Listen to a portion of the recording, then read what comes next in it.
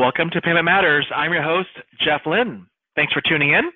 On this show, we talk about the ever-changing landscape of healthcare payments and the impacts to healthcare payers, providers, and consumers. You can follow the conversation on Twitter at #PaymentMatters and follow me at Jeff B. Lin. For today's show, we're discussing the importance of designing around a consumer experience for healthcare payments. We've talked with other guests on the show about ways to improve the consumer experience, a few different ways, letting patients pay how they want, opening up new payment channels, making it easier for patients to pay online. But really, what does that experience actually look like? You can offer consumers an online payment experience with lots of cool features, but if the product isn't designed right to facilitate an excellent user experience, then you won't get consumers to actually adopt it. Here to discuss the importance of designing great consumer experiences today is Bill Barany. He's the head of UX. And thanks for joining us today, Bill. Bill, for the audience viewers out there, can you please just describe and give a brief introduction about your experiences with UX? Wow. I have about 20 years in the UX industry. Of course, it wasn't called UX. That's a new term. I've worked for companies like Williams-Sonoma, Autodesk, and as well as in the healthcare, as well as the auto service industries. And I've been doing that for the past 20 years. Great. Sounds like you've had a lot of experiences with UX. Can you talk about your roles at Williams-Sonoma and how the UX changed over the last 20 years, and love to understand sort of the evolution or the revolution that may have occurred within UX. Well, I was very fortunate in that I had a mentor back in the early days. I actually started at this startup called CNET at the very beginning of the internet days, and I had a mentor that really pushed the point of really listening to your customers, and I think that's a practice that sort of it's been a struggle for years. Until finally, I think in the last 15 to 10 years that actually UX has become its own sort of process where it's like, and I think the evidence that UX presents of taking a UX approach to the design process definitely improves the projects and products. And I think it's sort of proven itself, and now it's kind of it's been the hot thing for quite a few years now, for the last 10. But it really just comes down to, the best way to figure out what your customers are thinking is just to ask them. Yeah, to talk to them. So, clearly you've worked with some really well-known consumer companies that are out there, i.e. Williams-Sonoma and Walmart, et cetera. And CNET. I mean, CNET's been around for many years here.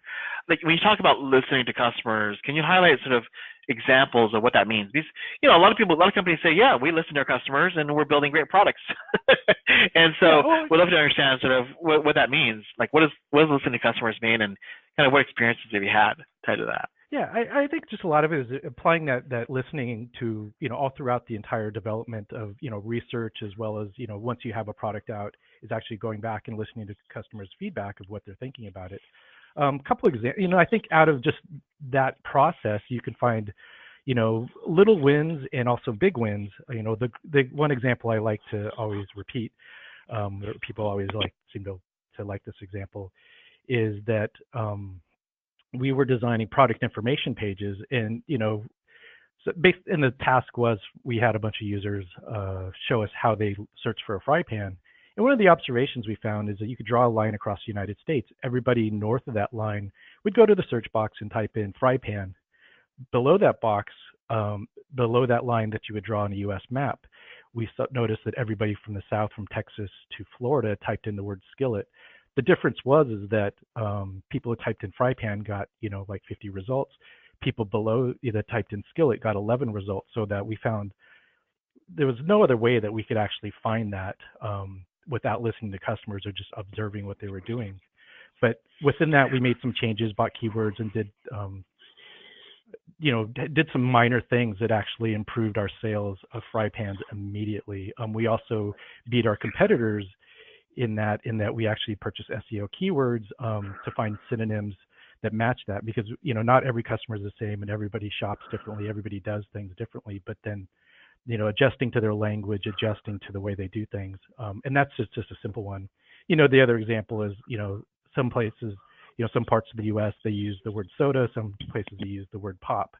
So if people are looking for a pop machine, if you have a West Coast development office or people doing that, they might not catch up on those things. And that's definitely a business advantage that can have huge impact on your bottom line.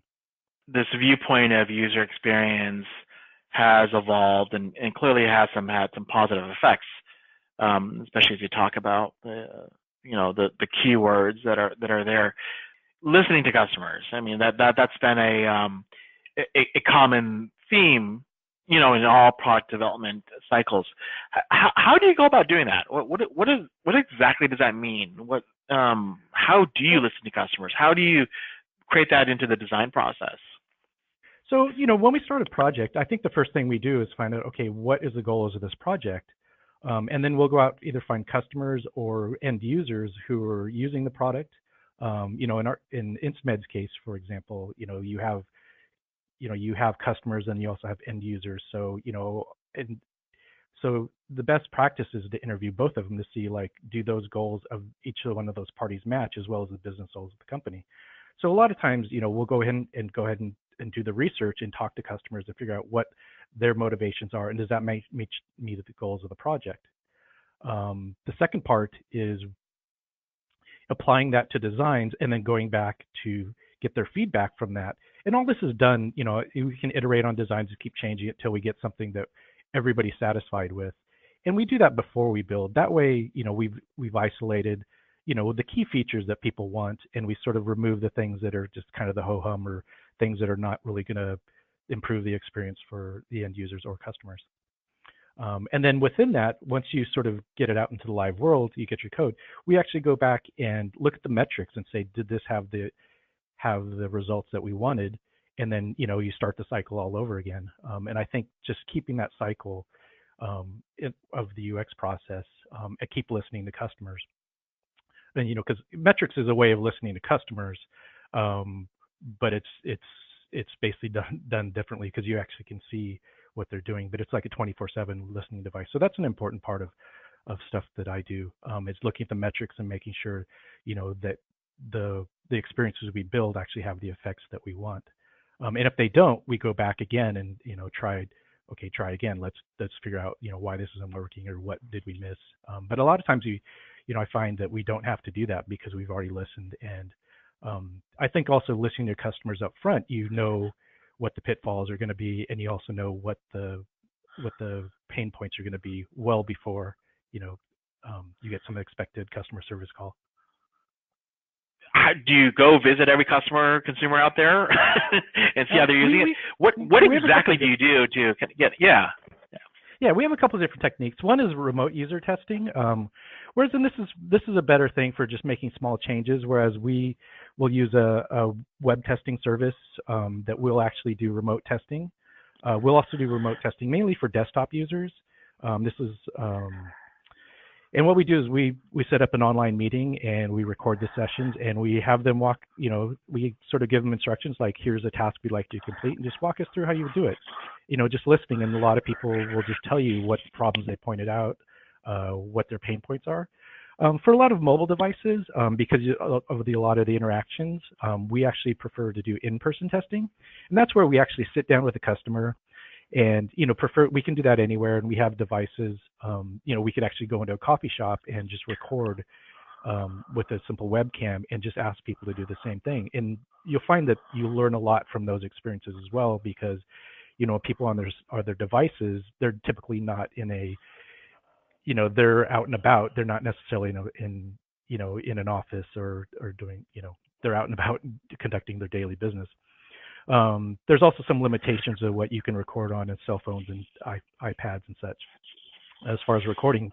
So what we do is record those, and then we go back and review them and see, because a lot of times, we will catch things what the customer says, but a lot of times just observing the videos, we pick up a lot more stuff of just, when people mistakenly swipe or they make mistakes or they mistype or they hit things wrong, people will self-correct, but actually we can record that and see those mistakes.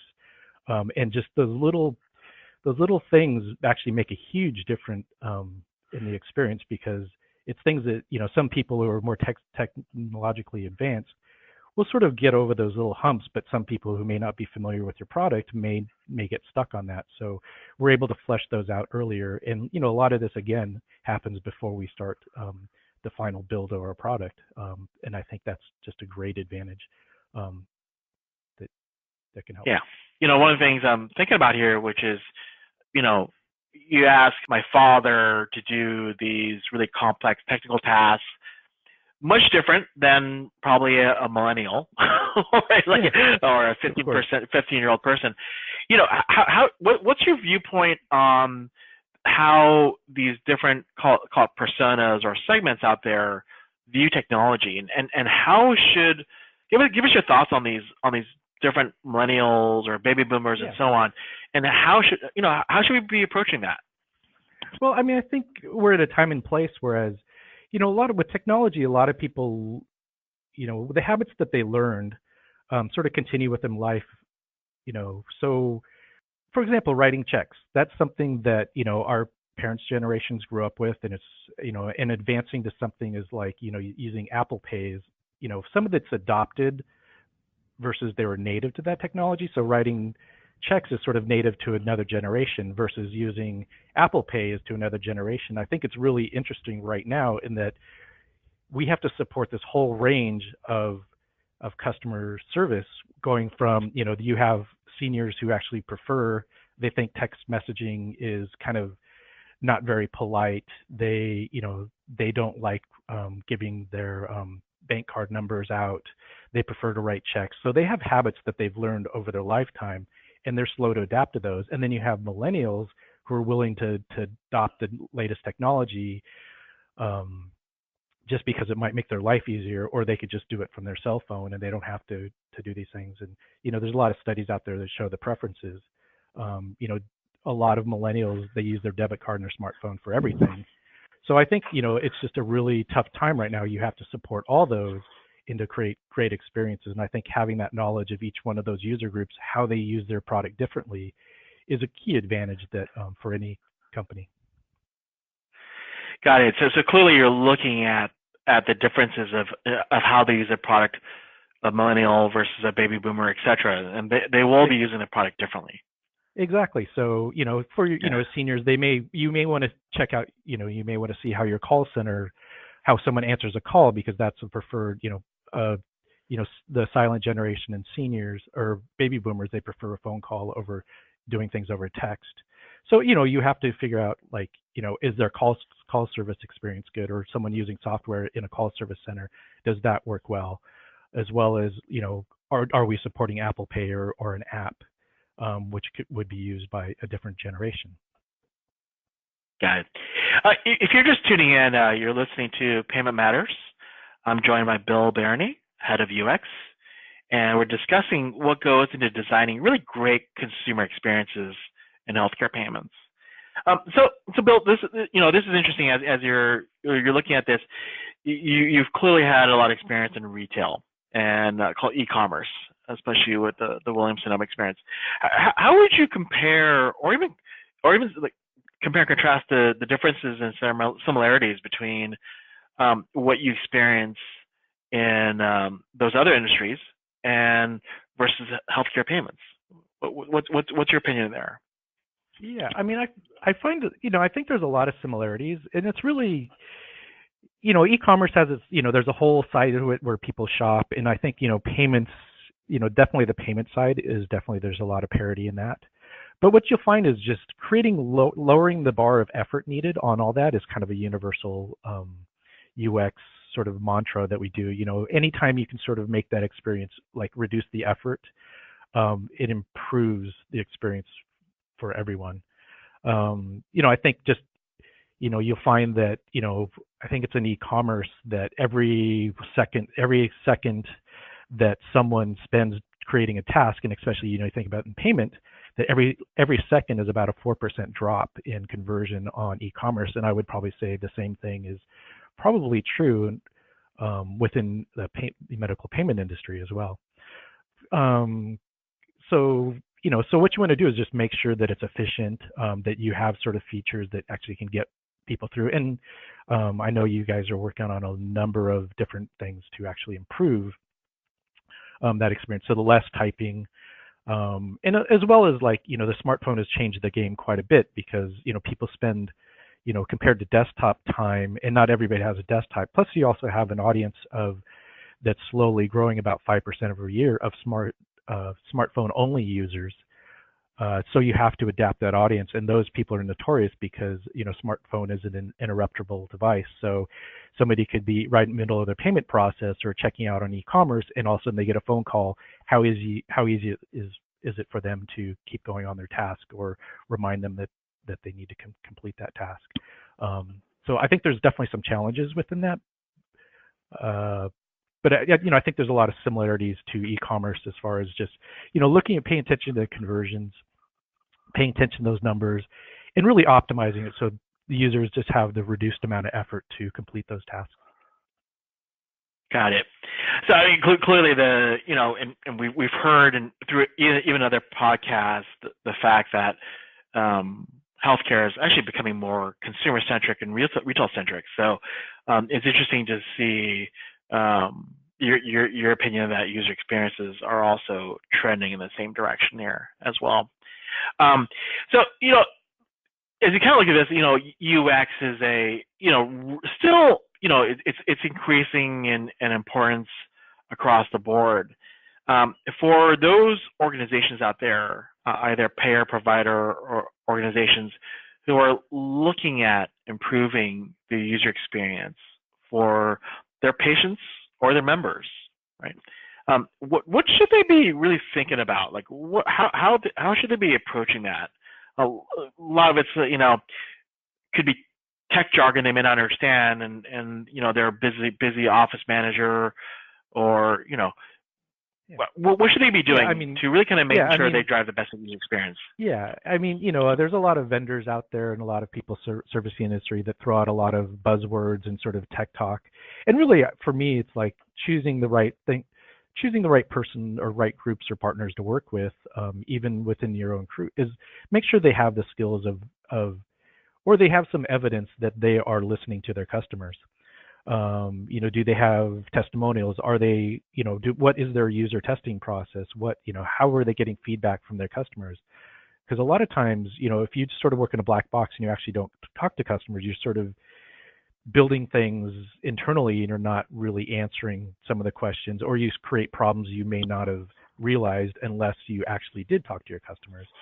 Plus, I think within that, in my experience, I find that the companies that actually listen to their customers actually perform better. They produce better friction, and they're really optimizing that experience with the customer in mind. And at the end of the day, it's really that end customer, that end user, and how happy they are, which keeps success and repeat business going.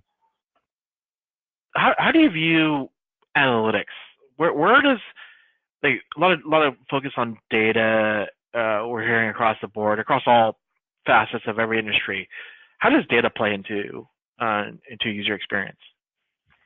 Well, there's a couple of points. I think we actually analyze data from different points. I think there's industry trends you need to be aware of.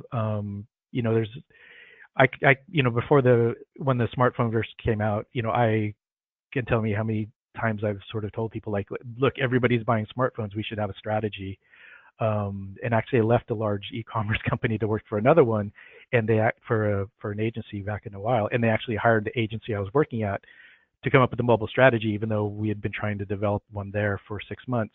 And that was a big advantage. As soon as they actually had that mobile strategy, their numbers went up. So I think there's one side looking at metrics of what's going on in the industry. Also, I think looking at your competitors, how they're positioning themselves, and seeing what are their metrics, how are they taking on that.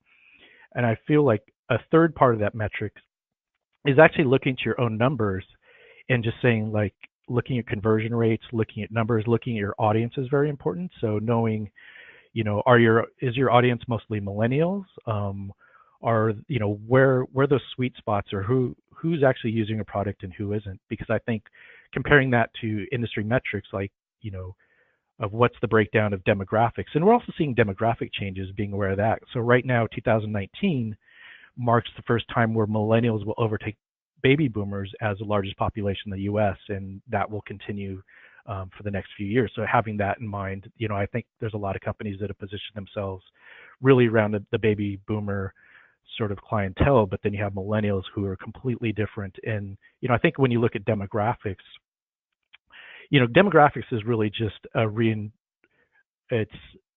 it's an extrapolation of how people use devices and how to access those audiences differently. So I think applying that to the way you look at your metrics also, is important as well. But I think, metrics are just how you measure success. And I think there's a lot of feedback you can get just from looking at that, or you can find opportunities that you probably didn't even notice unless you look at those metrics. So I think keeping a good eye on that is very important for your business. Got it.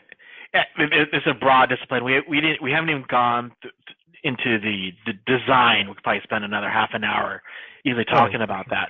Right. Yeah. Right. Yeah. Especially. Yeah, in an e-commerce, especially in commerce, in online commerce, I think we're at this point where a 1% of difference is hundreds of thousands of dollars in, and I think making sure that when you do your work, because sometimes you do release work, you publish work, and it had a negative effect. So knowing that ahead of time, you can sort of react to it. I think that's very important as well. As these listeners are out there, as organizations, kind of maybe any last words or thoughts here in terms of user experience? Any advice you would give? And this is a two-parter here. And the second question is kind of like, where do you see this going in the future? Yeah, I mean, UX is here to stay because I think it's proven itself as far as, just the fact that we're listening to customers definitely is a competitive advantage. There's a lot of companies that shortcut or they think they know better than what their customers are doing.